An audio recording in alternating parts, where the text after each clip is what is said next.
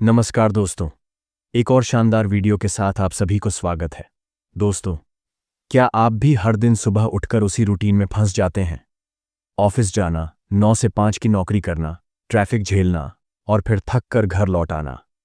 और ये सब सिर्फ इसलिए ताकि आप पैसे कमा सकें, कभी छुट्टी मिल जाए तो थोड़ा घूम सकें या जिंदगी का कुछ हिस्सा अपने लिए बचा सकें। अगर आपका जवाब हाँ है, तो यकीन मानिए, ये वीडियो आपके लिए ही है। आज हम बात करने जा रहे हैं एक ऐसी किताब की जिसने पूरी दुनिया में करोड़ों लोगों की सोच और जिंदगी बदल दी। द 4 आवर वर्क वीक, जो टिम फेरिस ने लिखा है। टिम फेरिस इस किताब में हमें सिखाते हैं कि कैसे आप पारंपरिक सोच यानी ज्यादा काम करके ज्यादा कमाने में से बाहर निकल सकते हैं और एक ऐसी लाइफ डिजाइन कर सकते हैं जिसमें आप कम से कम समय में काम करें और ज्यादा से ज्यादा आज़ादी और सुख पा सकें। टिम कहते हैं कि असली सफलता तब है जब आपके पास समय, पैसा और लोकेशन की आज़ादी हो। यह किताब केवल पैसा कमाने के टिप्स नहीं देती, यह एक सोच देती है, एक सिस्टम सिखाती है जो आपको अपने सपनों की जिंदगी तक पहुंचा सकता है। इस वीडियो में हम इस किताब के हर जरूरी चैप्टर को आसान भाषा में, उदाहरणों और गहराई के साथ समझेंगे। आप जानेंगे कि कैसे टिम ने एक ऑटोमेटेड इनकम सिस्टम तैयार किया, कैसे उन्होंने अपनी डेडलाइन से पहले ही कंपनी छोड़ दी और पूरी दुनिया में घूमते हुए भी पैसा कमाना जारी रखा। यह सिर्फ एक कहानी नहीं, बल्कि एक ऐसी रणनीति है जिसे आप भी अपने जीवन में लागू कर सकते हैं। तो तैयार हो जाइए, क्योंकि यह सिर्फ एक किताब का सार नहीं, बल्कि एक नई सोच की शुरुआत है। अंत तक जरूर जुड़े रहिए, क्योंकि हर अध्याय में छिपा है एक ऐसा रहस्य जो आपकी सोच को झकझोर देगा और जिंदगी की दिशा बदल देगा। चलिए शुरू करते हैं द 4 आवर वर्क वीक की यह जिंदगी बदलने वाली यात्रा। अध्याय 1, चेतावनी और तुलना। पुराना सिस्टम तोड़ो और नया बनाओ। Warnings and comparisons. Break the old system and build a new one. Tim Ferriss इस किताब की शुरुआत एक साहसिक और झकझोर देने वाले विचार से करते हैं। वह कहते हैं कि अगर आप वही करते रहेंगे जो दुनिया कर रही है, तो आपको भी वही मिलेगा जो उन्हें मिला। औसत जिंदगी, औसत पैसा और रिटायरमेंट का इंतजार। लेकिन क्या आप सच में ऐसी जिंदगी जीना चाहते हैं जिसमें असली आज़ादी की कोई जगह नहीं?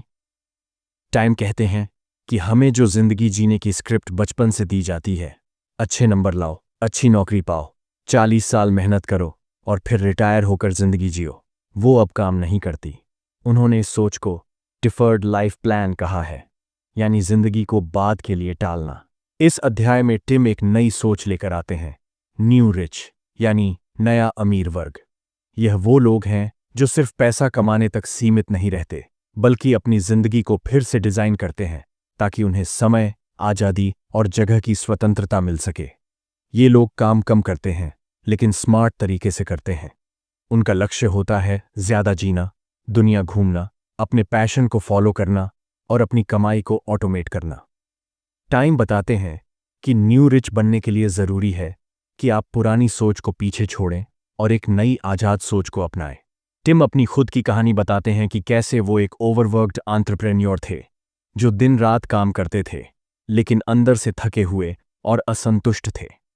उन्होंने महसूस किया कि इतनी मेहनत के बावजूद भी उन्हें न तो समय मिल रहा था, न ही शांति और न ही जीवन का असली आनंद। तभी उन्होंने फैसला किया कि अब और नहीं। उन्होंने अपने बिजनेस को ऑटोमेट किया, दुनिया घूमने लगे और खुद को फिर से खोजा। उन्होंने अपने जीवन के नियम खुद बनाए और यहीं से शुरू होती है द 4 आवर वर्क वीक की असली कहानी। टिम एक दमदार लाइन कहते हैं, रियलिटी इज निगोशिएबल, यानी असलियत भी बदली जा सकती है। विज्ञान और कानून को छोड़कर ज्यादातर नियम इंसानों ने बनाए हैं, और अगर इंसानों ने बनाए हैं तो उन्हें बदला भी जा सकता है। इसका मतलब है कि आप अपने जीवन को उसी पुराने ढांचे में ना ढालें जो दूसरों ने आपके लिए तय किया है, बल्कि खुद तय करें कि आपको कैसे और कहां जाना है। इस अध्याय में टिम हमें एक चेतावनी देते हैं। अगर आप अभी नहीं जागे, तो हो सकता है जिंदगी भर एक ऐसी रेस में भागते रहो जिसकी मंजिल ही आपको नहीं चाहिए थी। और इसके साथ ही वह हमें सोचने पर मजबूर कर देने वाला एक सवाल छोड़ते हैं। अगर आपको हर महीने 1 लाख रुपये बिना कोई काम किए मिलना शुरू हो जाए, तो क्या आप आज भी वही काम करते रहेंगे जो अभी कर रहे हैं? सोचिए, इस सवाल का जवाब और तैयार हो जाइए अगले अध्याय में जानने के लिए कि टिम इस सोच को कैसे असलियत में बदलते हैं, रणनीति के साथ, हिम्मत के साथ और एक नई दिशा के साथ। अध्याय 2, नियम जो नियमों को बदल देते हैं, rules that change the rules. Tim Ferriss इस अध्याय में हमारे सामने एक बहुत ही अहम बात रखते हैं। अगर आप एक असामान्य जीवन चाहते हैं तो आपको असामान्य नियमों को मानना पड़ेगा। यानी अगर आप भीड़ से हटकर सोचना चाहते हैं तो आपको उस सोच की चेन को तोड़ना होगा जो समाज ने आपके दिमाग में बैठा दी है। टीम कहते हैं कि पारंपरिक नियम जैसे कड़ी मेहनत करो और एक दिन सफल हो जाओगे, आज की दुनिया में उतने कारगर नहीं है। आज का दौर स्मार्ट वर्किंग का है, न कि हार्ड वर्किंग का।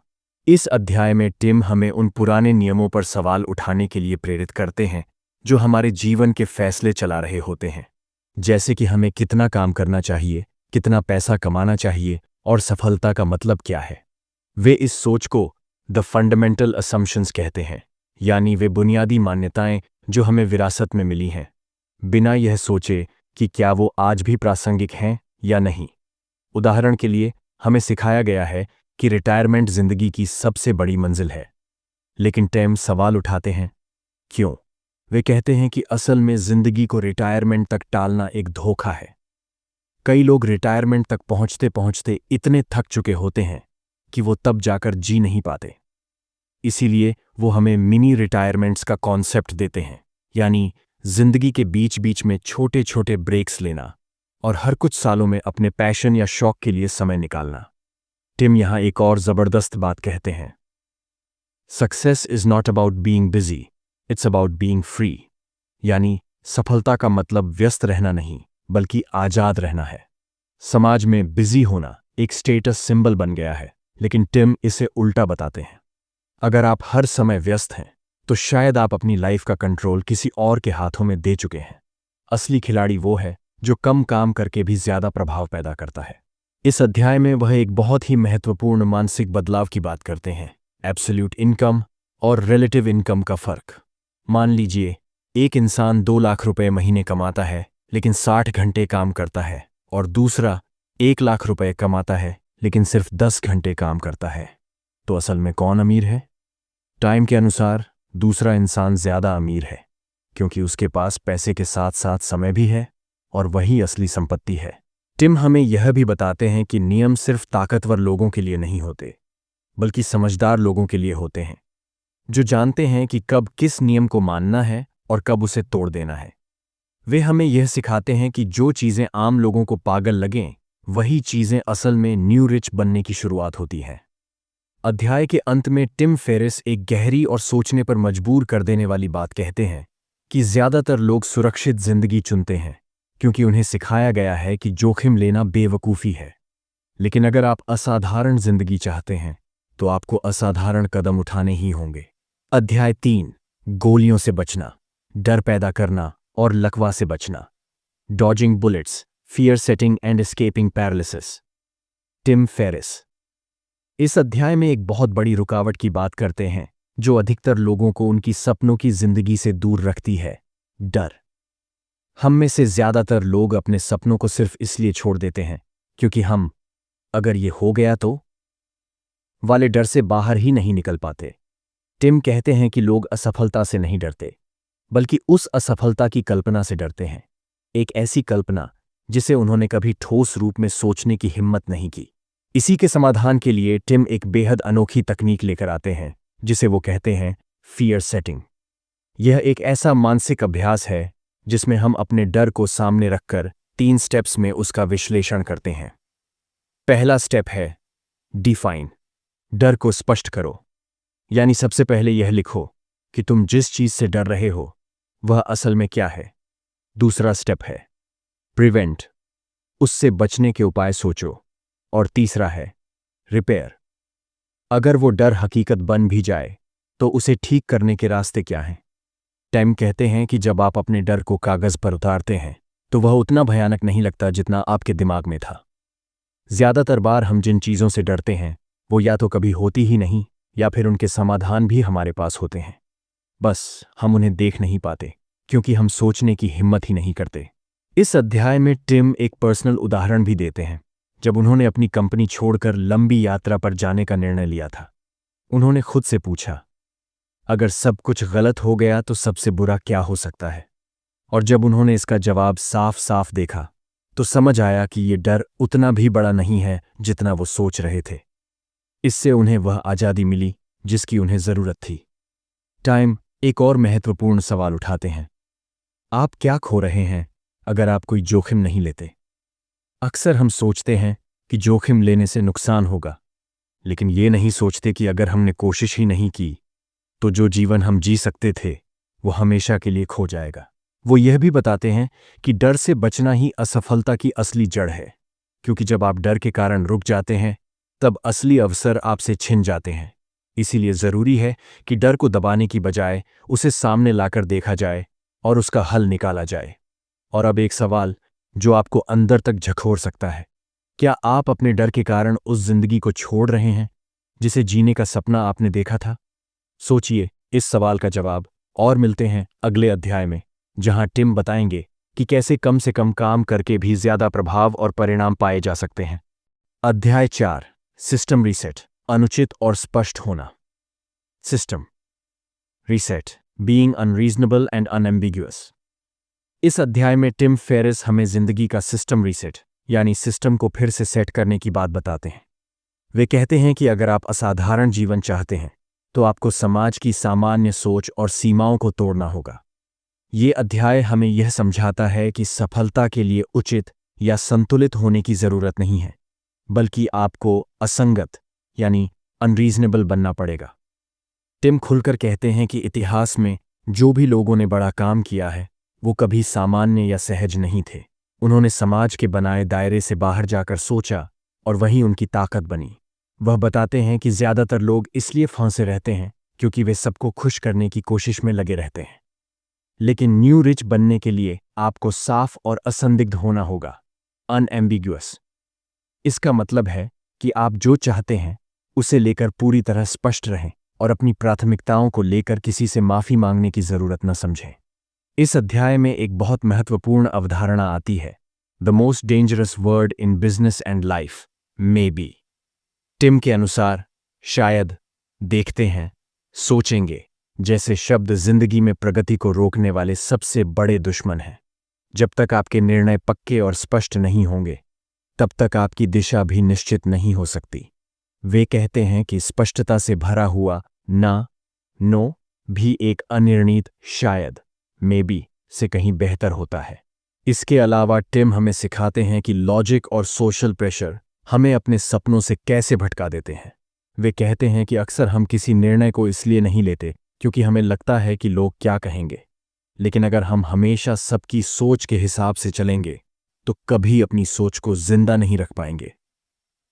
टिम इस अध्याय में एक प्रयोग भी सुझाते हैं, किसी ऐसी चीज को करने का प्रयास करें जो आपको हमेशा से डराती थी, जैसे कि किसी अजनबी से बातचीत शुरू करना या किसी वरिष्ठ से छुट्टी की मांग करना। ये प्रयोग आपको मानसिक रूप से मजबूत बनाएंगे और दिखाएंगे कि डर सिर्फ एक भ्रम है, हकीकत नहीं। यह अध्याय हमें यह समझाने में मदद करता है कि अपनी शर्तों पर जिंदगी जीने के लिए आपको खुद के लिए बोलना सीखना होगा, अपनी प्राथमिकताएं तय करनी होंगी और हर जगह जी हां कहने की आदत छोड़नी होगी। अब एक सवाल जो आपकी सोच को हिला देगा, क्या आप अभी भी शायद, चलो देखते हैं, और क्या सोचेगा कोई जैसे शब्दों की वजह से उस जीवन से दूर हैं जो आप सच में जीना चाहते हैं? इस सवाल का जवाब खोजने के लिए जुड़िए अगले अध्याय में, जहां टिम बताएंगे कि टाइम मैनेजमेंट की जगह टाइम लिबरेशन कैसे ज्यादा जरूरी है, यानी काम के समय को घटाकर जिंदगी के समय को कैसे बढ़ाया जाए। अध्याय 5, समय प्रबंधन का अंत, the end of time management. इस अध्याय में टिम फेरिस एक बहुत ही पॉपुलर लेकिन गलतफहमी से भरे कॉन्सेप्ट पर वॉर करते हैं, टाइम मैनेजमेंट। वे कहते हैं कि हम सबको सिखाया गया है कि समय को बेहतर तरीके से मैनेज करो, टास्क लिस्ट बनाओ, प्रायोरिटी सेट करो और दिन के हर मिनट को भर दो। लेकिन टिम कहते हैं, समय को संभालने की नहीं, समय को आजाद करने की जरूरत है। उनका मानना है कि समय का कुशल प्रबंधन, एफिशिएंट टाइम मैनेजमेंट आपको ज्यादा व्यस्त बना सकता है, पर जरूरी नहीं कि वह आपको ज्यादा मुक्त या खुश बनाए।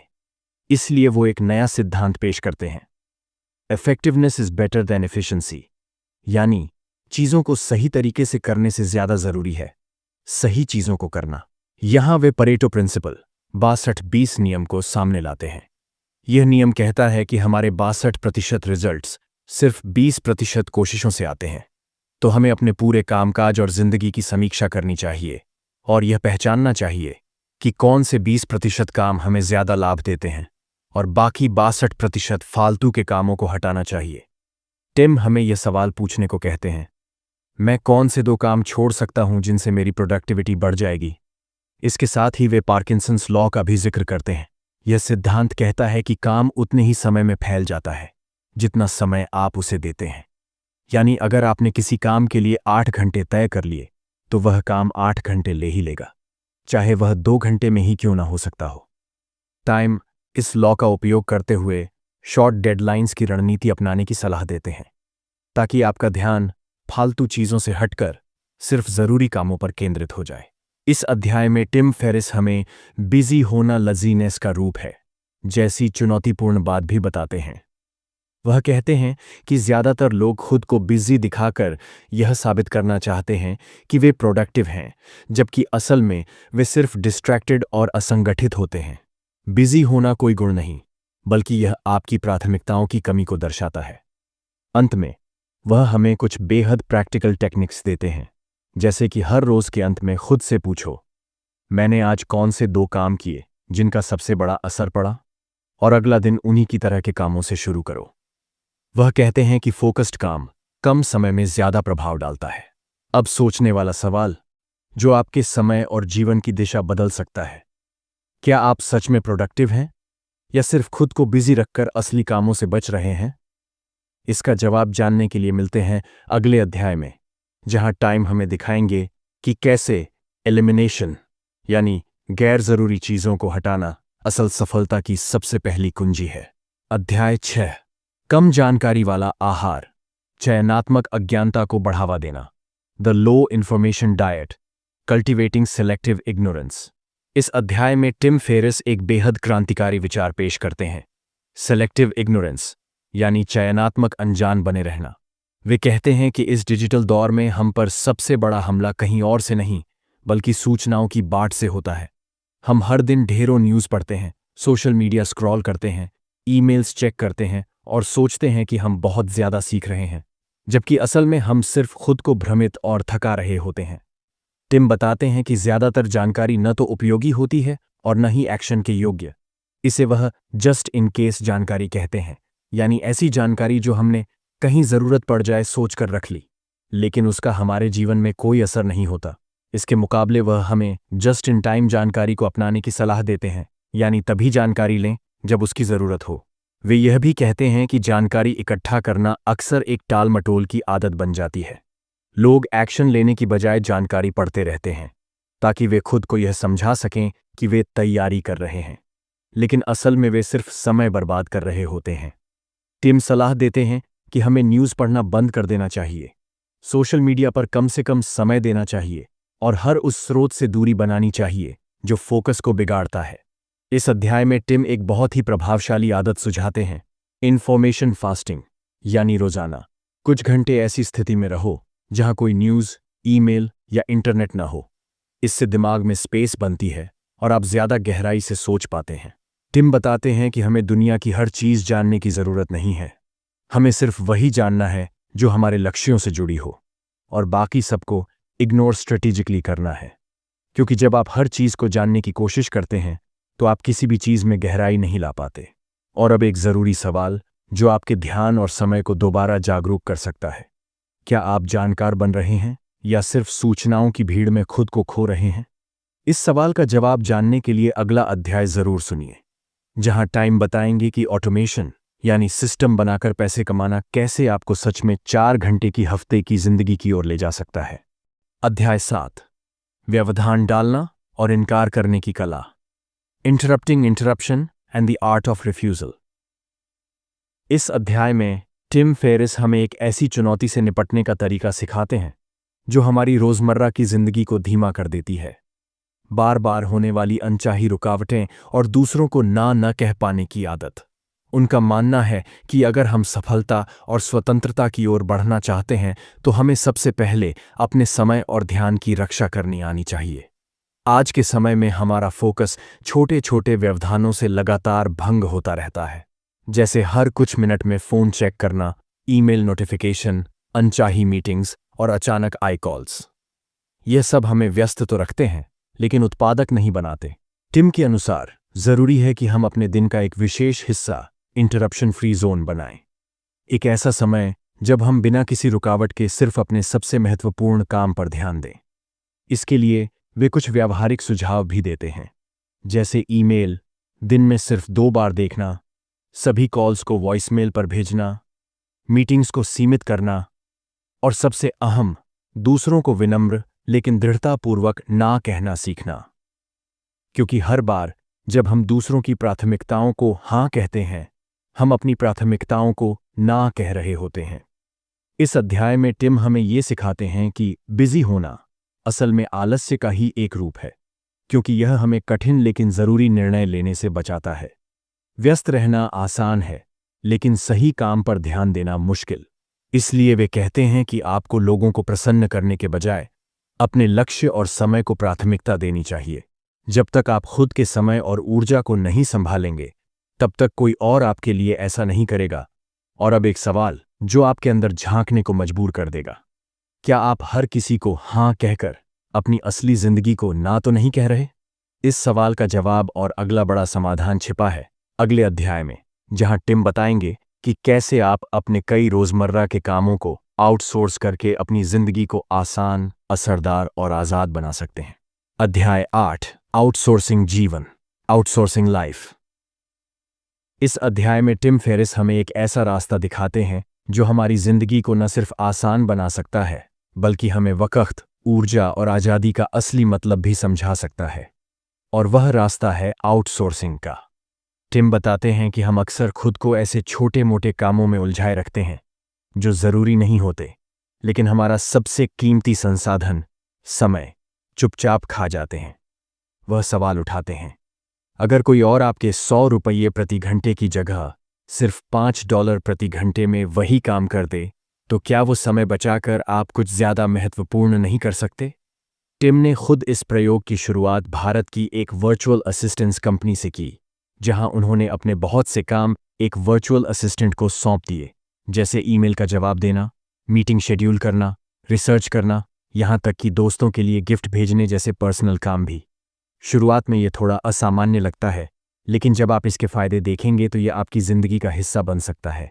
वह बताते हैं कि आउटसोर्सिंग का मकसद केवल समय बचाना नहीं है, बल्कि यह भी समझना है कि आपका ध्यान और दिमाग केवल उन्हीं कामों पर लगना चाहिए जो आपकी लाइफ और करियर को बड़ा बदलाव दे सकें। छोटे कामों को यदि आप दूसरों को सौंप सकते हैं तो आपको यह करना ही चाहिए, चाहे वो असिस्टेंट भारत में हो, फिलीपींस में हो या किसी और देश में। टिम इस बात पर जोर देते हैं कि आपको हर काम खुद करने की ज़रूरत नहीं है। करने की बजाय करवाने की कला सीखना ही न्यू रिच बनने की एक अहम सीढ़ी है। और यह केवल अमीर लोगों का टूल नहीं है। आप भी $5 प्रति घंटे के वर्चुअल असिस्टेंट से शुरुआत कर सकते हैं। इस अध्याय का असली सार यही है, जब आप रोज़मर्रा की जिम्मेदारियों से मुक्त होते हैं, तभी आप कुछ बड़ा सोच और कर सकते हैं। और आज के इंटरनेट युग में अपने जीवन को ऑटोमैटिक बनाना अब संभव है। और अब एक ज़रूरी और उत्सुक सवाल जो आपको अगले अध्याय की ओर खींच लाएगा। अगर आप अपना बहुत सारा समय खरीद सकते हैं, तो क्या आप वही जिंदगी जीना पसंद करेंगे जो अभी जी रहे हैं, या कुछ बिल्कुल अलग और बेहतर? इसका जवाब छुपा है अगले अध्याय में, जहां टिम बताएंगे कि कैसे आप ऑटोमेशन की मदद से एक ऐसी इनकम बना सकते हैं जो आपके बिना भी चलती रहे और आप दुनिया में कहीं भी आज़ादी से घूम सकें।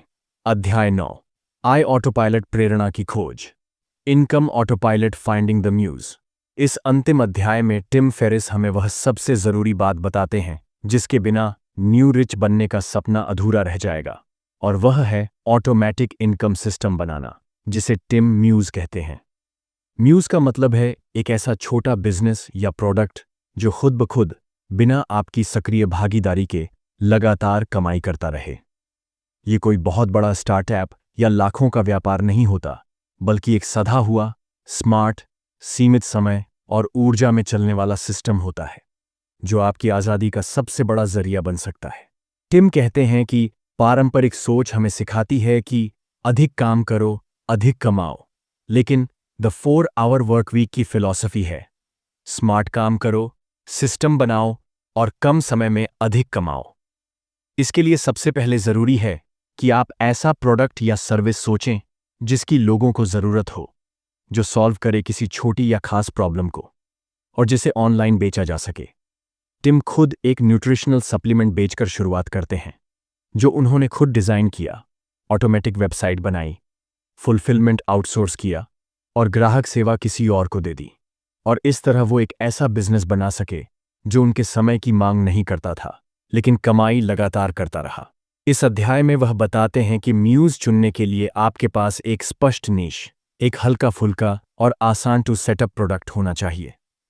आपको ये भी तय करना होगा कि आप खुद काम नहीं करेंगे, बल्कि मार्केटिंग, प्रोडक्शन और डिलीवरी सभी किसी न किसी सिस्टम या व्यक्ति द्वारा संभाले जाएंगे। टिम हमें याद दिलाते हैं कि म्यूज बनाने का मकसद सिर्फ पैसा कमाना नहीं, बल्कि समय खरीदना है, ताकि आप वो कर सकें जो आप सच में करना चाहते हैं, चाहे वो दुनिया घूमना हो, कोई नई कला सीखना हो या किसी सामाजिक कार्य में योगदान देना हो। अब बात करते हैं कुछ ज़रूरी सुझावों की, जो इस किताब के ज्ञान को आपकी ज़िंदगी में उतरने में मदद करेंगे। 1. पहले खुद से यह सवाल पूछिए, क्या मैं जो जीवन अब भी जी रहा हूं, वही जीवन अगले 10 सालों तक जीना चाहता हूं? अगर नहीं, तो बदलाव की जिम्मेदारी भी आपकी है। दूसरा डील फॉर्मूला याद रखिए। डी. डिफिनिशन, अपने जीवन का लक्ष्य और आज़ादी की परिभाषा तय करें। ई. एलिमिनेशन, बेवजह के कामों को हटाएं, ना कहना सीखें। ए. ऑटोमेशन, अपने इनकम सिस्टम को ऑटोमैटिक बनाएं। एल. लिबरेशन, लोकेशन और समय से आज़ादी पाएं। 3 छोटे छोटे एक्शन लें। शुरुआत में सब कुछ करना जरूरी नहीं, लेकिन पहला कदम जरूरी है। चाहे एक ईमेल ऑटो रिप्लाई सेट करना हो या अपना टाइम ट्रैक करना, धीरे धीरे बड़ा फर्क पड़ेगा। 4. सोच को सीमित न रखें। टिम बार बार कहते हैं कि जिंदगी के सबसे बड़े ब्रेक थ्रू तब आते हैं जब हम सामान्य रास्तों को छोड़ते हैं और असामान्य निर्णय लेने की हिम्मत करते हैं। दोस्तों, ये थी द 4 घंटे की वर्क वीक की अनोखी और जिंदगी बदल देने वाली यात्रा। एक ऐसी सोच जो हमें सिखाती है कि ज्यादा काम करना जरूरी नहीं, बल्कि स्मार्ट तरीके से अपने जीवन को डिजाइन करना जरूरी है। आपने सीखा कि कैसे आप रोज की उलझनों से खुद को आजाद कर सकते हैं, कैसे छोटे छोटे बदलावों से आप एक ऑटोमेटिक इनकम बना सकते हैं, और कैसे ना कहना, डिस्ट्रैक्शन हटाना और आउटसोर्स करना आपकी सबसे बड़ी ताकत बन सकते हैं। लेकिन असली सवाल अब भी यही है, क्या आप वाकई में वही जिंदगी जीना चाहते हैं जो समाज ने आपके लिए बनाई है, या वो जिंदगी जिसे आपने खुद चुना है? अब निर्णय आपके हाथ में है। अगर ये वीडियो आपको पसंद आया हो और आप चाहते हैं कि हम ऐसी और किताबों का सार आपकी भाषा में लेकर आएं, तो लाइक ज़रूर करें, अपने विचार कमेंट में लिखें और चैनल को सब्सक्राइब करना न भूलें। और याद रखिए, जिंदगी को मत टालिए, उसे डिज़ाइन करिए। मिलते हैं अगले वीडियो में एक नई किताब, नई सोच और नए बदलाव के साथ। धन्यवाद।